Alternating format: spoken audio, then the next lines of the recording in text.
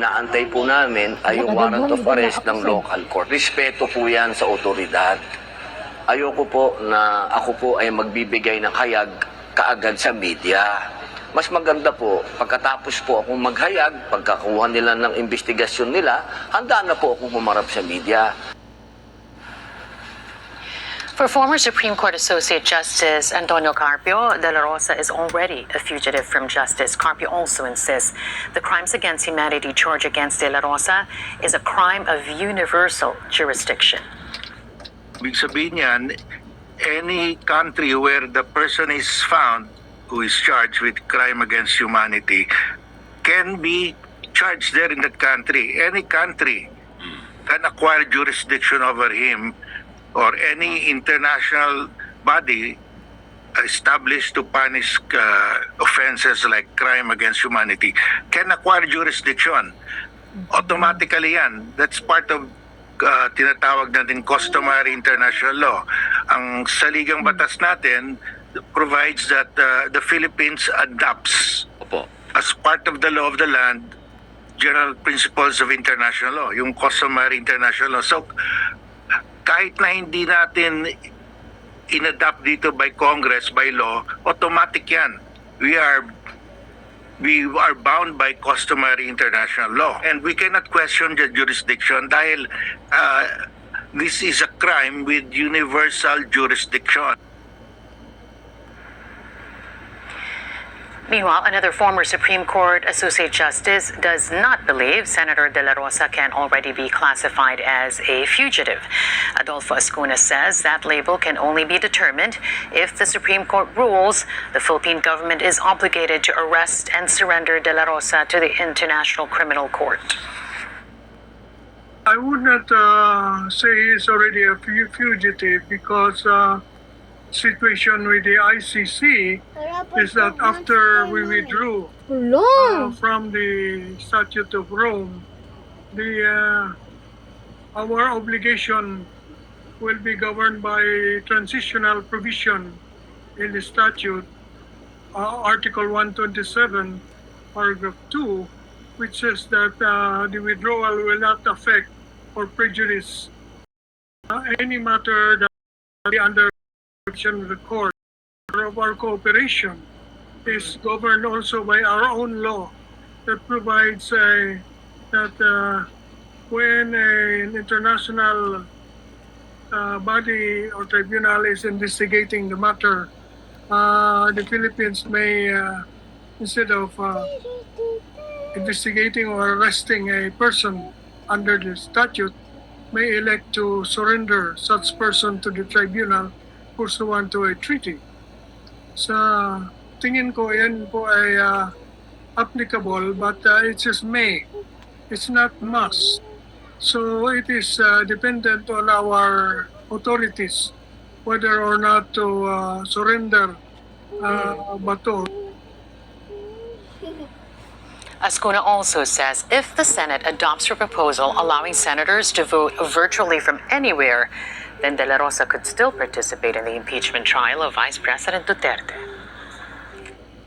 The matter of whether or not Senator Bato can vote in the impeachment trial depends first and foremost on the Senate itself, whether it will allow him to vote, because they have their own rules of procedure. But what is required is, for me, he has to take his oath as a member of the tribunal. He can do that before a notary public. And then he has to participate in the proceedings. He can also do that electronically, just as we are talking now.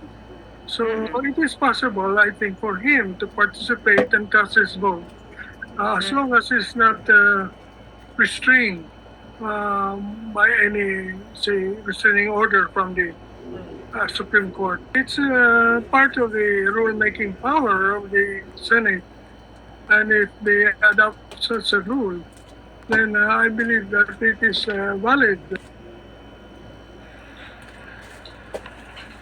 And joining us now to discuss the latest developments on the impeachment trial of Vice President Sara Duterte, as well as rumors of yet another possible Senate leadership change, is UP political science professor Sol Iglesias. Professor Iglesias, good afternoon to you. Thanks for joining us today. Welcome to the program. Thank you. Thank you for the invitation. Okay, it was very noisy yesterday in the run-up to the Senate convening first in its regular session and then as an impeachment court. First off, that there was no change in leadership, in the Senate leadership, I should say. What does that tell the public, Professor? Well, the first thing is that actually, do we really want to see so much, yung maraming gulo, right? With leadership changing from one week to another. I think, first of all, it's not entirely unwelcome that if the leadership has already changed, what is it now, twice within the current Senate, or thrice, maybe a third or fourth time is not really exactly good news. But what this, of course, tells us is probably that yung tinatawag na nga na opposition ngayon, which is actually, a strange term. Yes, they are in the minority, but at the same time, these senators who have been shunted to the minority, these are the allies, presumably, of the administration to a lesser or greater extent, no? But they don't have the numbers presently, and this is also what Senator Lacson, I believe, had said. They don't have the numbers to change the Senate leadership. So that's the number one thing that we can take away from this. If their intention is to change the Senate leadership yet again.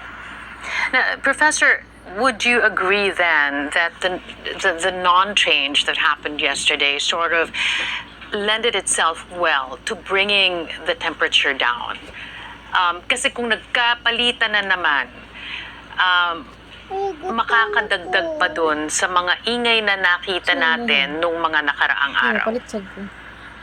Yeah, I suppose that's one way of seeing it. The facts are the facts. The leadership didn't change. So depending on which side you're on, of course, you may have strong feelings about that, especially right now.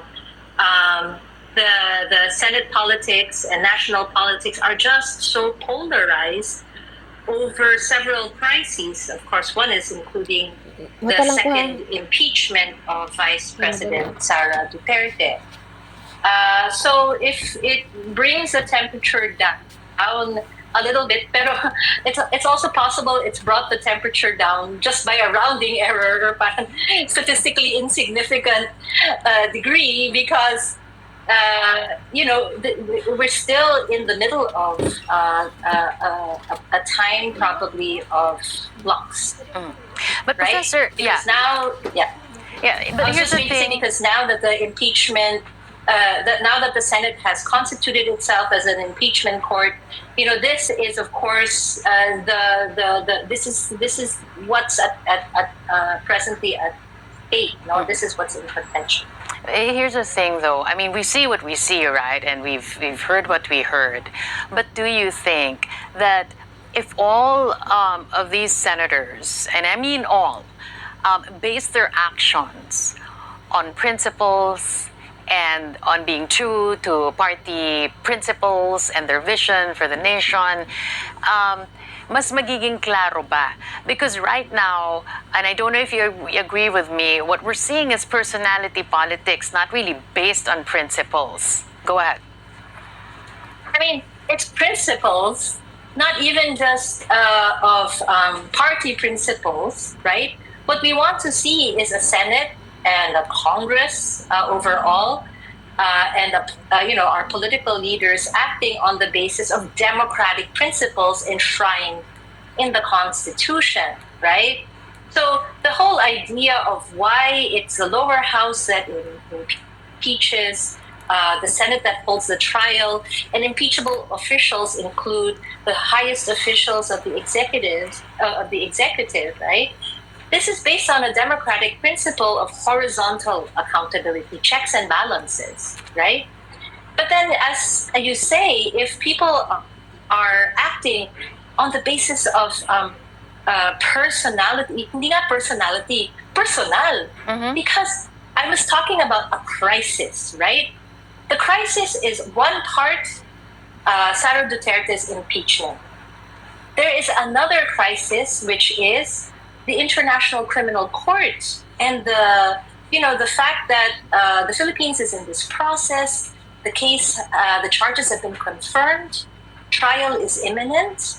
And so now, there's more than one senator who's been identified as a co-perpetrator, right? But then there's still also the ongoing crisis of a system, an uncovered and exposed system of public infrastructure corruption. No, virtually nobody's hands are clean in this. And these are our top officials who are being implicated. The crisis overall is one of impunity. Which brings me to, adding, it's already complicated as you presented it to us, but let's add in another factor, and that's self-preservation. Because we have a lot of those names also being at the Senate, being investigated by various agencies in government. So do we even know if they're deciding on, what they think is right? Or do we know if they're deciding on what they think is right for them? Because they do want to preserve themselves in the long run. Go ahead. I was watching former Senator Coco Pimentel's interview on your channel, I believe yesterday. And he said it himself, right? This is all about self-interest, unfortunately. And so, what we're seeing is the sort of cost-benefit analysis of individual senators, especially those who have a vested interest in shielding themselves either from ICC warrants on one hand, or they're very close, strong allies from those kinds of accountability, right? International accountability nga. Nakarating na tayo dito. We can't even hold our own public officials to account. We have to rely. The victims have needed to seek redress from an international body. And then on the other hand, those who have been investigated in the flood control scandal, particularly within their own, Senate Blue Ribbon Committee, the hindi nga malabas yung report, diba? So at several steps of the way, we've seen how there's attempts at holding officials to account, and then attempts to block that accountability and secure impunity through these self-interested, elected, sometimes appointed officials. Last two questions before we let you go, Professor. What we've seen the past, I don't even want to go the past days or the past few weeks. Let's say past several months, because this has been building up, and that's why we saw what we saw last week, right? How is this not a manifestation of the kind of leadership that's emanating from the palace, Professor? Yes, I think it's quite clear, particularly since the midterm elections, no? Systemically, the last half of a president's term is, parang pumapasok na siya sa lame duck period. Why? Especially in the Philippine case. The Philippine president, under the 1987 Constitution, only has 1 6-year term, right? So, in other words, President Bongbong Marcos Jr. is not up for re-election. So there's no incentive to flock to his side, especially if there are very strong signals and high polling, although a lot can still happen between now and 2028, that it's his rival, his own vice president, Sara Duterte, who is leading the pack, right?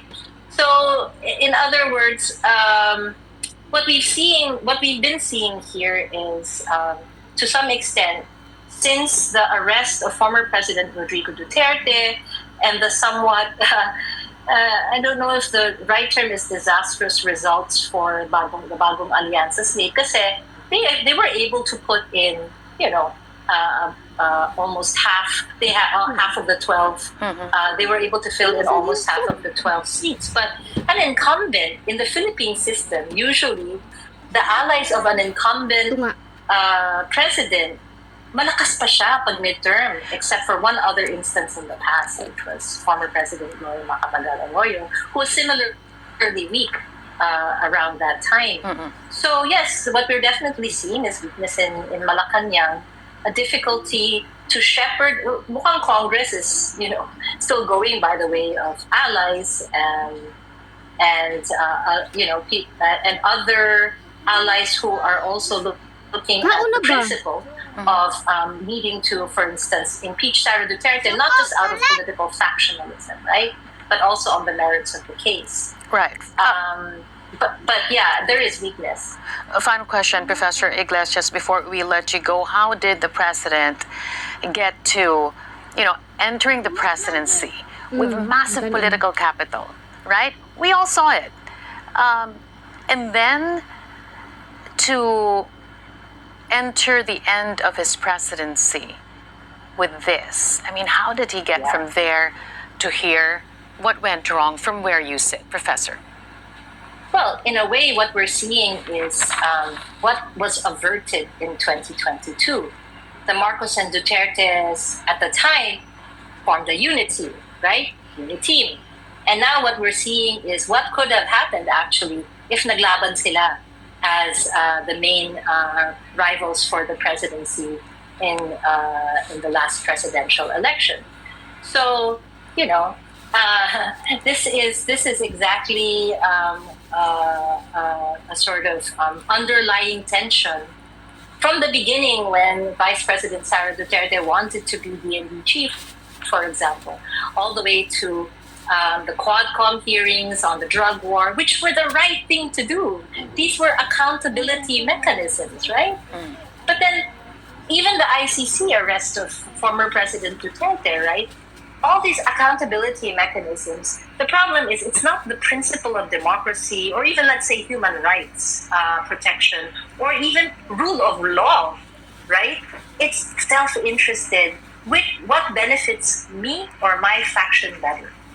All right. I guess a lot of them, if not all of them, dropped the ball. Thank you so much, Professor Sol Iglesias there of the UP Political Science Department. Appreciate all your insights. Thanks for joining us today. Thank you. Thanks. Take care. Right from there, Senator Jinggoy Estrada facing plunder and graft charges over allegedly anomalous flood control projects. The Office of the Ombudsman says it has received the DOJ's recommendation to charge Estrada. Aside from the senator, other respondents named by the Justice Department include former Public Works Chief Manuel Bonoan and 4 others. A further investigation was also recommended by the DOJ to uncover the identities of several personalities who supposedly acted as intermediaries or beneficiaries in the project allocations. Assistant Ombudsman Nico Clavano says they will conduct their own independent probe to verify the DOJ's findings. Senator Estrada refused to comment on the development. The preliminary investigation accumulated exhaustive evidence, including legislative records, position description forms, and sworn transcripts from the Senate Blue Ribbon Committee hearings held on November 14, 2025, which detailed illicit maneuvers and alleged 30% cuts surrounding regional flood control projects. Following months of evaluation, the submission of counter-affidavits, and extensive evidence gathering, the DOJ panel concluded that there is an interconnected network of public officers who abused their official designations to manipulate project specifications, clear budgets, and rig public bidding workflows. Going back to our top story now, the Senate convening as an impeachment court for the trial of Vice President Sara Duterte amid rumors of another possible leadership change at the upper chamber. Joining us now, former Senator and Philippine Red Cross Chairman Richard Gordon. Senator, nice to see you again. Thanks for joining us today. Welcome to the program. Hi, Carmina. Glad to be back and glad to see you. Hale and hearty. It's been a while. Do you still recognize the Senate that you once served, Chairman? No, the Senate is unrecognizable for that matter in any country when they act as if they're above the law when they try to twist the facts. And you can see that it's dangerous, especially during this time, because people are watching the impeachment. And once people see that there is a twist in the impeachment to favor one side and obviously favor them, then people are really going to be very upset. And I think you might have a repeat of EDSA 1 and EDSA 2. How did they get here? From where you sit, Senator, how did your former colleagues get here? Well, it's been going on for the last so many years. We've been stepping back and looking the other way. We don't exact accountability and responsibility and integrity anymore. Kung makakalusot, lulusot. Can you imagine yung nangyari dyan eh? Diba, si Senator De La Rosa, sinabi niya na ang nag-utos sa kanyang bumalik at sumundo pa sa kanya ng kotse ay si Senate President Cayetano para ma-depose nila yung majority, former majority. It wasn't out of principle that they were doing that. It was really a grab for power and eventually perhaps twist the results of the impeachment by making sure that they have the majority that can protect whoever they want to protect. So you can see, when you go back, you can see there are even senators that have been, I was watching the ombudsman, former ombudsman Carpio, saying that she filed a case against one senator, and up to now, the Senate said, no, you cannot go after us. We're practically saying above the law. I think when people see that, then it becomes a habit for many people that they can get away. Or for that matter, when you see a lot of senior officials or police officials or military men that escape and they cannot be caught, or it seems that the law is not working for them, it's only working for the powerful, and it's not going to work for the poor people. You know, everybody keeps saying they're out for justice, that they have to protect the rights of the people who are being accused right now. But in reality, who are we trying to protect? It's the people whose relatives were killed, and they're just fighting to get justice for these people, and yet nobody, and they are hardly mentioned in this story. Why is it that, it's now about, Senator De La Rosa, the former president, Rodrigo Duterte, and not about exactly what you said, the victims of the drug war, those who continue to seek justice? This is why we have that case before the ICC, but why is it the narrative is about them and not the victims, Senator, as you pointed out? Why is it what? Why is it not about the victims then? Why is it about Senator De La Rosa? Because it's about power.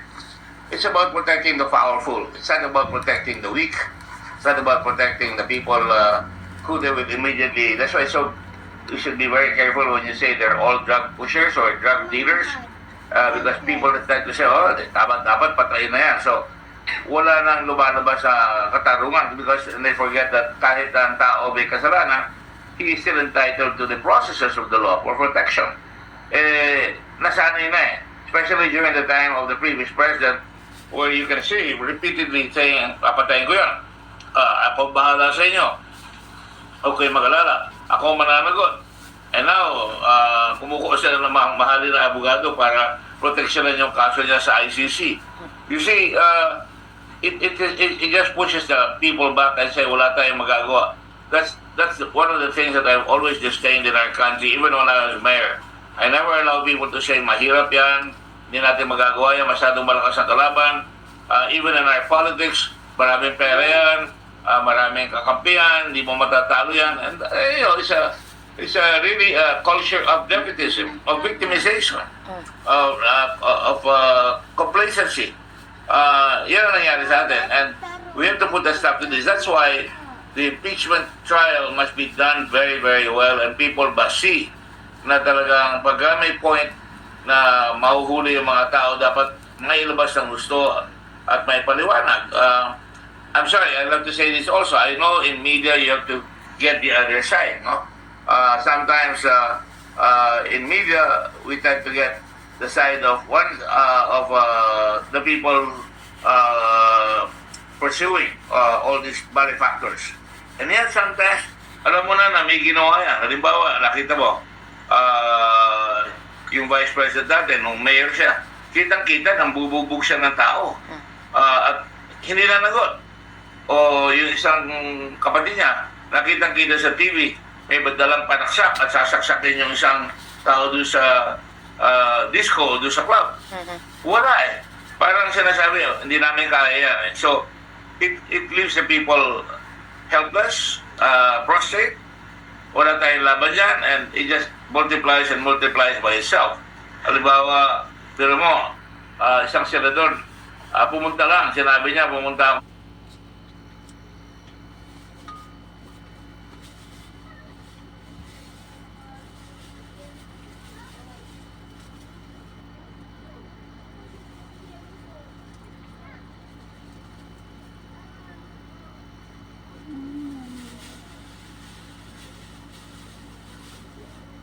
Wala. Wala ba?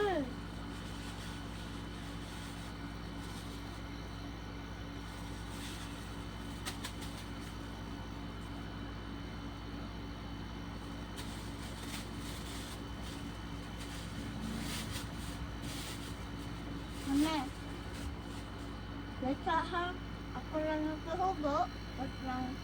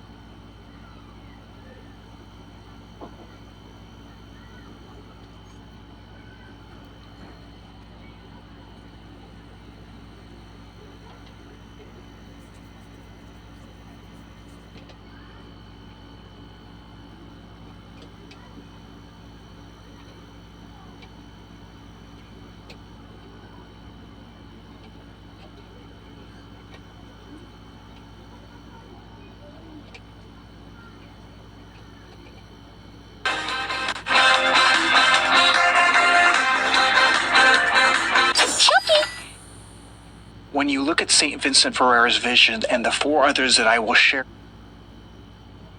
Elon Musk was interviewed today by Forbes, and he shared his thoughts on the recent OpenAI, his ultimate goals for SpaceX.